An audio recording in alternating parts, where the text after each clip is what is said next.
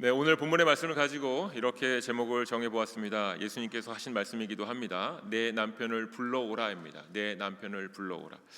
지난주에 이어서 요한복음 4장의 말씀으로 함께 봉독해 보았습니다. 그리고 앞으로도 요한복음 4장의 마지막 부분들을 조금 더 함께 묵상해 보고자 합니다.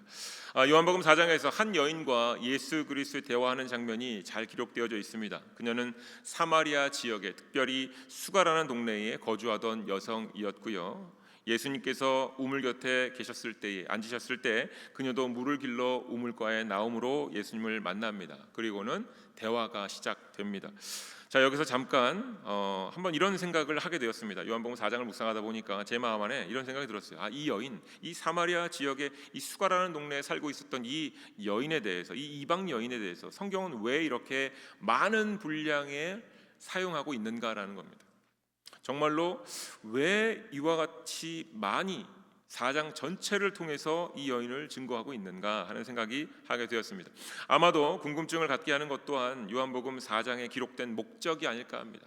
누구나 다 이 본문의 말씀을 보면서 왜 그녀가 이렇게 많은 부분을 차지하고 있는가, 그리고 그것을 통해 하나님께서 우리를 인도하시는 길이 있을 거라 생각을 합니다.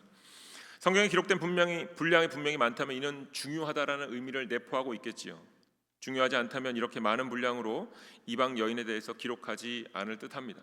그렇게 우리 모두는 요한복음 이 4장에 기록된 이 여인과 예수님의 대화를 통해서 우리를 향한 하나님의 뜻을 깨달아야 할 것입니다. 가끔 때로 성경을 보시면서 제게 이렇게 말씀하시는 분들이 있었습니다. 하나님의 입장에서 보면 숫자는 그렇게 중요하지 않습니다. 그렇죠. 그래서 교회의 크기나 교인들의 숫자 또는 기타 등등등 여러 가지 숫자는 중요하지 않습니다. 교회의 본질, 이것은 믿음과 구원인데 교인들의 수도 본질이 아니고 헌금의 양도 본질이 아닙니다. 이렇게 얘기하시거나 말씀하시는 분들이 있었습니다. 하나님께서 보시기에 하나님은 사람의 중심을 보시니까 믿음과 그리고 사람의 마음이 더 중요하다고 생각을 할 수 있지요. 맞습니다. 맞는 얘기입니다. 하나님은 믿음을 보시고요. 하나님은 사람의 중심을 보십니다. 그럼에도 불구하고 감히 말씀을 드리자면 하나님께 숫자가 중요하지 않았다면 구약 성서에 numbers, 민수기는 없었을 겁니다. 우리가 다시 한번 생각해 봐야 됩니다. 왜 하나님께서 굳이 숫자를 우리 눈에 매 순간마다 그 나라의, 그 민족의, 그 족속의 숫자를 끊임없이 보게 하시는지, 왜 그 많은 백성들의 수를 세도록 허락하시고 정리하도록 인도하시는지, 또한 다윗이 군대의 숫자를 세다가 하나님께 혼나는 일을 경험하게 됩니다. 이것들을 통해서 우리가 고민해 볼 수 있는 것은요, 하나님께서도 숫자를 중요시 하셨다라는 겁니다. 하나님께만 중요한 것이 아니라 우리를 바라보실 때 우리 안에서 중요한 것이기 때문에 중요시 하셨고 그 숫자의 의미를 부여하셨다라는 것을 우리는 잊지 말아야 할 것입니다. 성경에 기록된 모든 말씀들은 다 의미가 있음을 우리는 기억해야 할 것입니다. 그러니까 이 요한복음 4장에 기록된 이 여인의 이야기 대화, 그리고 이 내용이 우리 신앙생활에 참 중요한 부분이다라는 것을 기억하시면서 말씀을 보면 좋겠습니다. 먼저 오늘의 본문 요한복음 4장에 대해서 일반적인 견해, 이해에 대해서 잠깐 점검해보고 넘어갈게요. 우리가 예수님께서 우물가에서 여인을 만났을 때가 6시쯤이다라고 4장 6절에 기록되어 있습니다. 6시쯤, 이렇게 6시쯤이라고 기록되어 있습니다. 복음서에 기록된 시간은 현재 우리가 사용하는 시간대가 아니라고 이야기하지요. 그래서 일반적으로 유대인들의 시간으로 이해를 해야 된다라고 학자들이 주장을 했었습니다.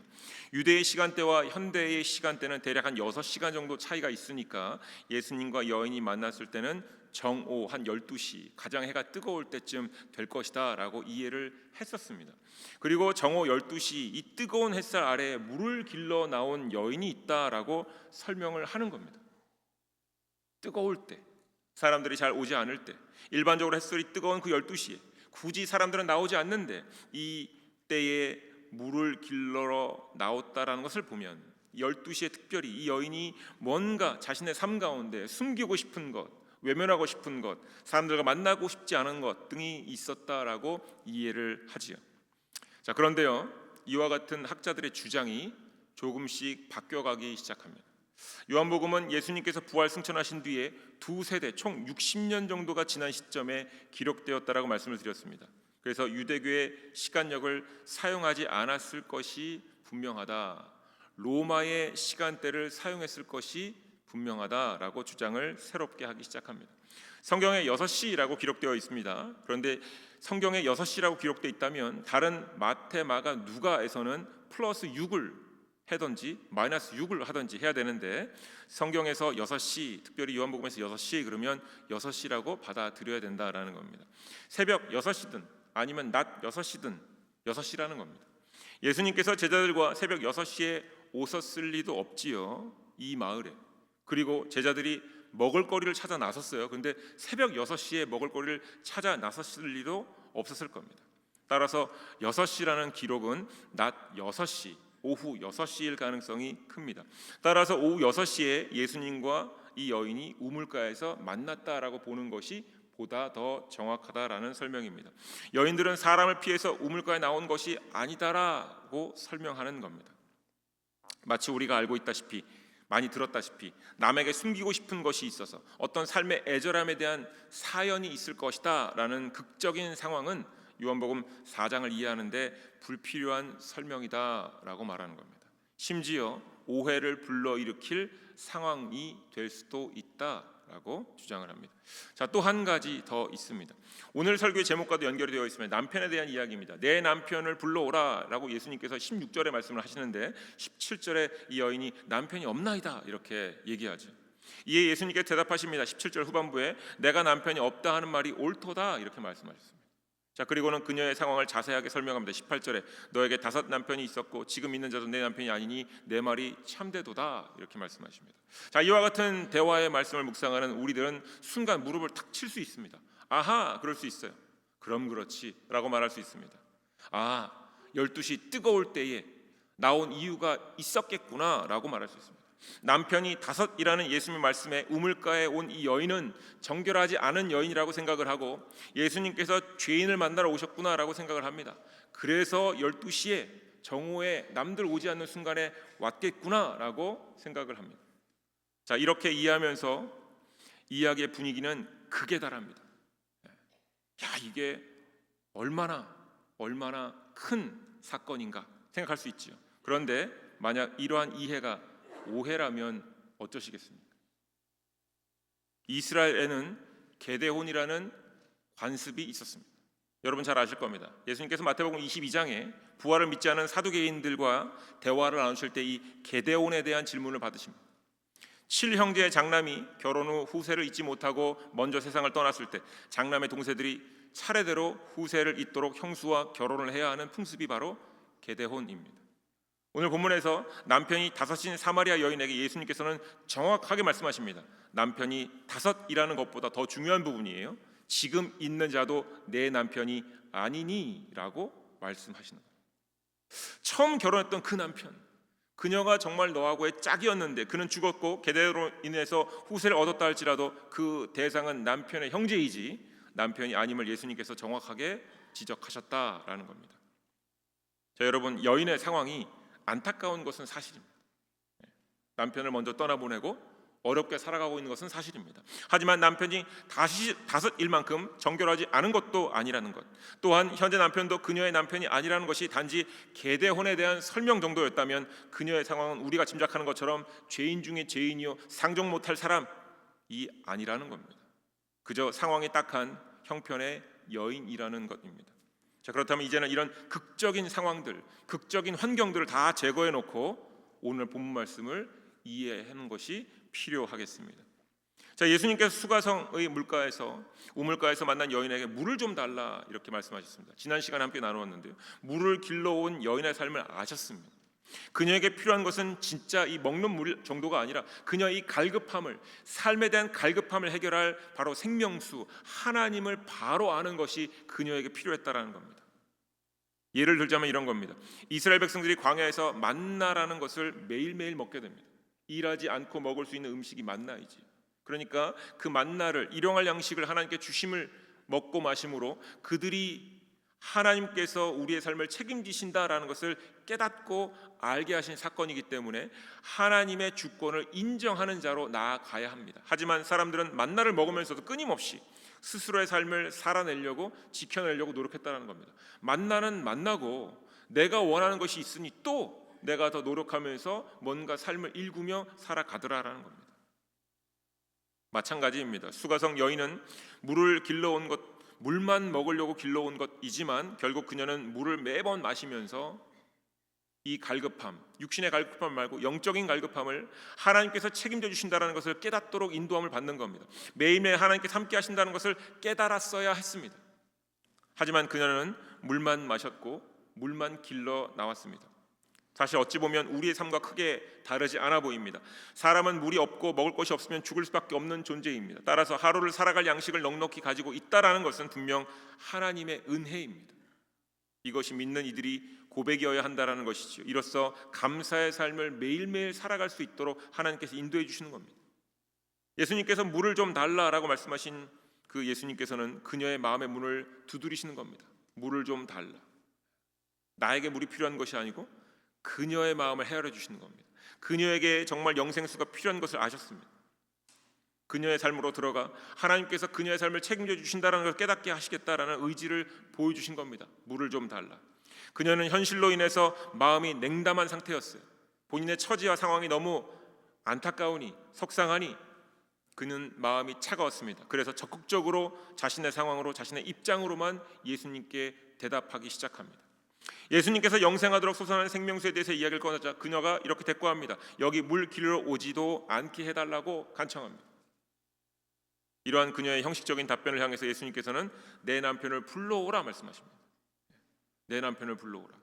야, 나는 너하고 대화하지 못하겠다. 어떻게 내가 여자인 너와 대화하겠냐. 내 남편 불러와라. 이런 얘기가 아니라는 거예요.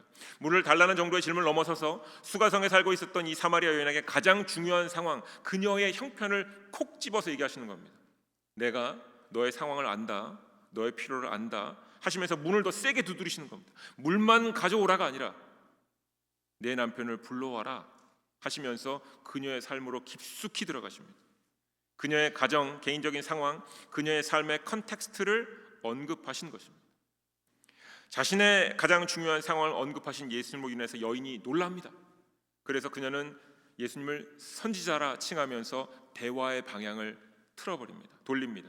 자신의 삶에서 궁금했던 것, 풀리지 않았던 것에 대해서 예수님께 이야기를 꺼내기 시작합니다. 20절 말씀입니다. 우리 조상은 이 산에서 예배하였는데 당신들의 말은 예배할 곳이 예루살렘에 있다 하더이다.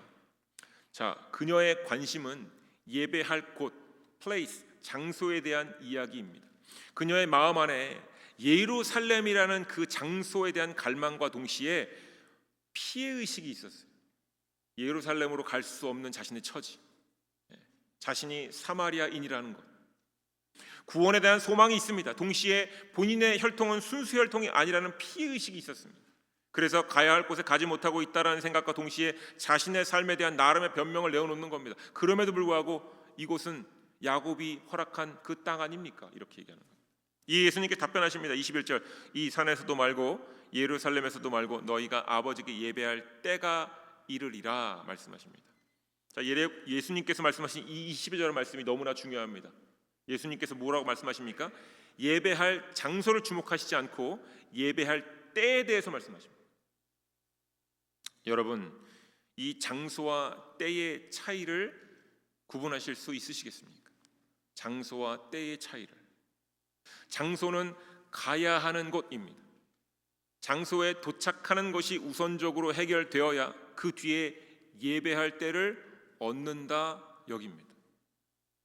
하지만 예수님께서는 때를 강조하십니다. 다시 말하면 장소가 중요하지 않다라는 의미는 아니지만 하나님께서는 장소를 뛰어넘으시는 분이심을 강조하는 겁니다.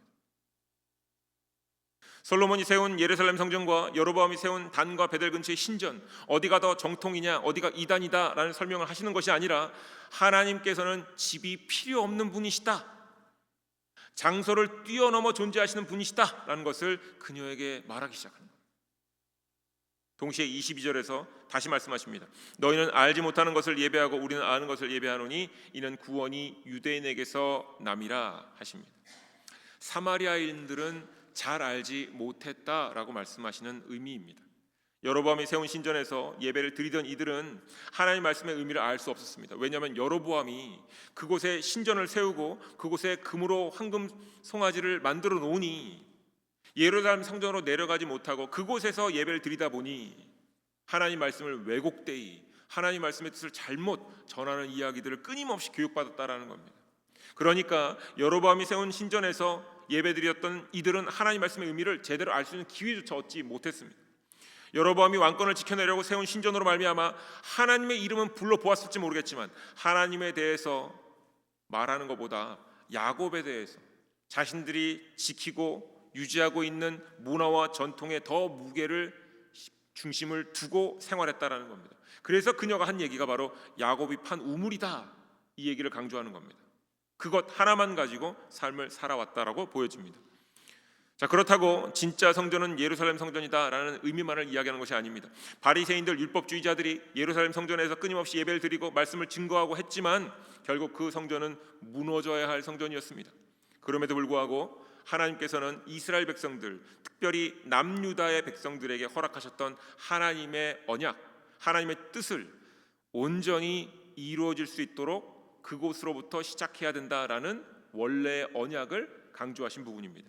이스라엘 백성들이 하나님의 선택을 받은 이유, 즉 세상에 창조된 존재와 목적이 먼저 드러나야 한다라는 의미로 구원이 유대인에게서 남이라라고 말씀하신 겁니다. 하나님께 주신 말씀의 뿌리가 여기 있다, 이거 말씀하신 것이죠. 그리고 마지막으로 영과 진리로 예배할 때가 오나니 곧 이때라 말씀하시면서 예수님께서 말씀하셨습니다. 그리고는 때가 이르면 영과 진리로 예배하라고 말씀하십니다. 그녀가 대답합니다. 메시아 그리스도라 하는 이가 오실 줄 내가 압니다 라고 말합니다. 그녀는 여전히 장소를 이야기하는 겁니다. 가야 하는 곳, 도달해야 하는 곳, 내가 할 수 없는 것들에 대한 이야기합니다. 그리스도가 오시지 않으면 우린 아무것도 할 수 없습니다 라고 얘기합니다. 이때 예수님께서 내가 그라 이렇게 말씀하십니다. 자, 예수님의 이 내가 그라라는 의미는요, 지금이 그때다라는 겁니다. 바로 나를 통해 그때가 이미 이루어졌다라는 겁니다. 지금이라는 의미로 바로 너희 안에 내가 지금 존재한다라고 말씀하시는 겁니다. 사랑하는 교회 여러분, 오늘 본문 말씀을 통해서 특별히 요한복음 4장의 본문 말씀을 통해서 하나님께서 우리에게 두 가지를 말씀하십니다. 첫 번째, 장소가 아니라 때를 준비하라고 말씀하십니다. 전통도 중요하고요, 문화도 중요합니다. 이 모든 것을 우리는 컨텍스트다라고 이야기합니다. 상황, 형편이다라고 말합니다. 이를 통해서 하나님을 알고 하나님을 배워갑니다. 컨텍스트 안에서 하나님을 알고 하나님을 배워갑니다. 그래서 많은 사람들이 우리가 살아가는 환경과 형편에 집중합니다. 맞습니다. 그래야 합니다. 하나님께서 우리에게 허락하신 형편과 상황을 통해서 하나님께서 우리에게 분명 말씀하시고 우리를 인도하십니다. 그런데 이와 같은 이해를 우리가 붙들고 있는 순간에 때로 잊거나 외면하게 되는 것이 있다라는 겁니다. 무엇인가 하면요, 하나님께서는 시간과 공간을 초월하신 분이라는 것을 잊거나 외면하게 됩니다. 사람들이 종종 이렇게 말하죠. 우리의 삶에 어떤 문제가 생겼을 때, 어려움이 생겼을 때 하나님 왜 저입니까? 이렇게 얘기합니다. 하나님 왜 저입니까? 왜 나에게 이런 상황을 주셨습니까? 이렇게 말하죠. 왜 제 그릇에 이런 것을 담게 하셨습니까? 이렇게 하나님께 묻습니다. 로마서 9장 20절부터 23절의 말씀을 함께 보지. 이 사람아, 내가 누구에게 감히 하나님께 반문하느냐? 지음을 받은 물건이 지은 자에게 어찌 나를 이같이 만들었느냐 말하겠느냐? 토기장이가 진흙 한 덩이로 하나는 귀 있을 그릇을, 하나는 천이 있을 것을 만들 권한이 없느냐? 만약 하나님이 그의 진노를 보이시고 그의 능력을 알게 하시고 하사 멸하기로 준비된 진노의 그릇을 오래 참으심으로 관용하시고 또한 영광 받기로 예비하신 바 긍휼의 그릇에 대하여 그 영광의 풍성함을 알게 하시고자 하셨을지라도 무슨 말을 하리요? 아멘. 자, 토기장이가 그릇을 만들었다라는 거지요. 그런데 그 그릇으로 필요한 것을 담기 시작합니다. 이때 토기는 아무 말도 할 수 없습니다. 왜냐하면 그릇의 주인은 토기장이이기 때문에 그렇습니다. 하나님 왜 저입니까? 하나님 왜 저입니까?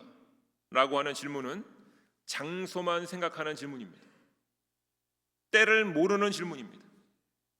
하나님 왜 나에게 이러십니까? 왜 나에게 어려움을 주십니까? 라고 하는 질문은 장소만 생각하는 질문입니다. 때를 모르는 질문입니다. 토기가 스스로만 생각한 질문입니다. 토기장이를 생각하지 못하는 질문입니다. 우리의 삶에서 우리의 상황과 형편, 컨텍스트가 너무 중요합니다. 하지만 더 중요한 것은 그 컨텍스트를 인도하시는 하나님이시 계심을 잊으면 안 됩니다. 컨텍스트를 통해서 하나님께서 드러나고자 하는 것이 있음을 잊으면 안 됩니다. 하나님 왜 저입니까? 왜 저희 가정이어야 합니까? 왜 저희 교회여야 합니까? 라는 질문들은 바뀌어야 합니다. 왜냐하면 이것은 장소에 대한 질문만으로 끝나기 때문에 그렇습니다. 질문은 바뀌어야 됩니다. 이렇게 바뀌어야 됩니다. 하나님, 저여야만 합니다. 하나님, 이 상황 다른 사람들은 감당하지 못합니다. 저여야만 합니다. 하나님, 다른 가정은 감당 못합니다. 저희 가정은 감당할 수 있습니다. 저희 가정이어야 합니다. 하나님, 다른 교회들은 감당하지 못합니다. 저희 교회만 이것을 감당할 수 있습니다. 그러니 그와 같은 어려움과 힘듦과 고통이 있을지라도 우리 보기에 너무 감당 못할 만한 컨텍스트일지라도 때를 우리가 지금이라 여기오니, 주님이 함께 하시는 때가 지금이고 주님께서 우리를 사용하시는 때가 지금이라면 저여야만 합니다 라는 고백으로 바뀌어야 된다는 겁니다. 하나님의 뜻을 드러내기 위해서 저를 사용하시고요, 저희 가정을 사용하시고요, 저희 교회를 사용하십시오 라고 바뀌어야 합니다. 이것이 때에 대한 질문이자 대답입니다.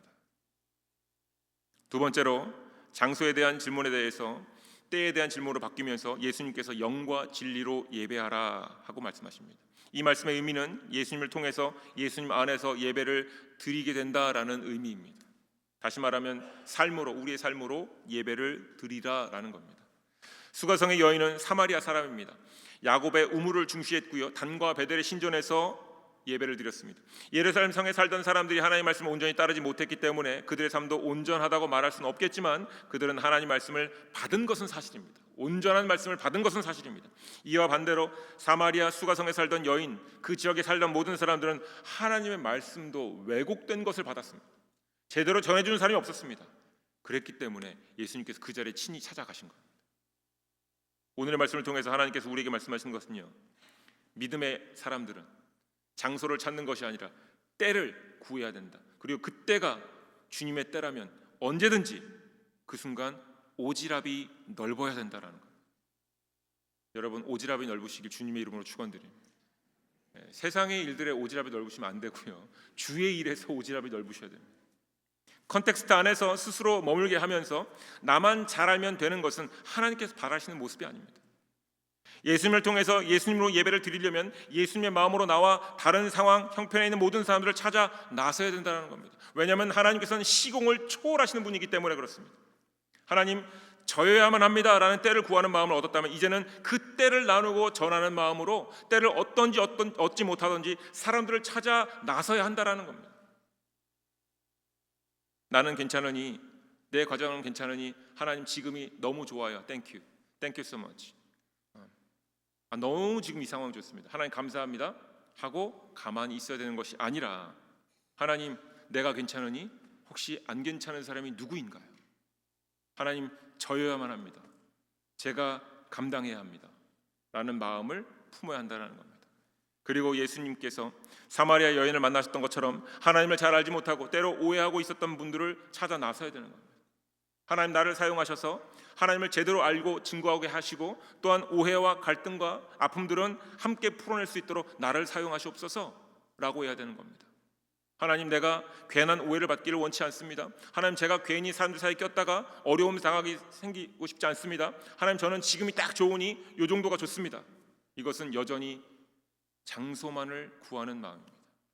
하나님의 때가 임했는데 때를 얻지 못하는 마음입니다. 이것이 주께서 세우시는 성전으로서의 삶임을 예수님께서 친히 보여주시는 겁니다.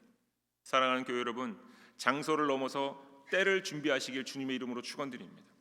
왜 나입니까? 라는 상황을 넘어서서 나여야만 합니다, 제가 하겠습니다 하는 마음을 얻으시길 주님의 이름으로 축원드립니다.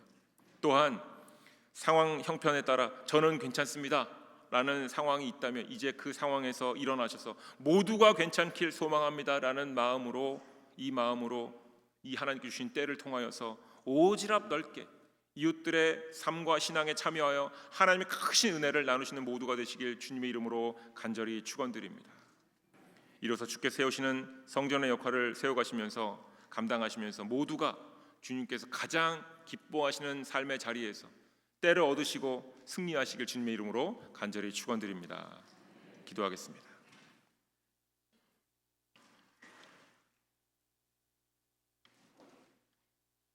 하나님, 예수님을 통해서 우리에게 하나님의 자녀된 권세가 회복되었음에 감사를 드립니다. 또한 예수님 안에서 장소에 대한 질문 있었지만 이제 때에 대한 질문으로 나아가도록 인도하시니 감사를 드립니다. 하나님, 우리로 왜 나여야만 합니까? 왜 내 가정이어야만 합니까? 왜 내 교회여만 합니까? 라는 질문을 뛰어넘어서 이제 주님 맞습니다, 주님 저여야만 합니다, 제 가정이어야만 합니다, 저의 교회여만 합니다 라는 고백으로 나아가는 우리 모두가 되게 하여 주시옵소서. 우리에게 허락된 상황을 통해서 맡겨진 사명을 감당하지만 동시에 모든 상황을 초월하시는 하나님의 자녀됨을 고백하며 무에서 유를 이루시는 하나님과 동행하며 불변의 진리이신 예수님만을 증거하는 우리 모두가 되게 하여 주시옵소서. 우리에게 주어진 상황과 형편을 뛰어넘어 이겨내고 다스리며 하나님의 선하심과 자비하심을 증거하는 귀한 도구가 되게 하여 주시옵소서. 그리하여 예수님만 흥하고 나는 쇠하여 참된 주의 성전이 되게 하여 주시옵소서. 예수님의 이름으로 기도드립니다. 아멘.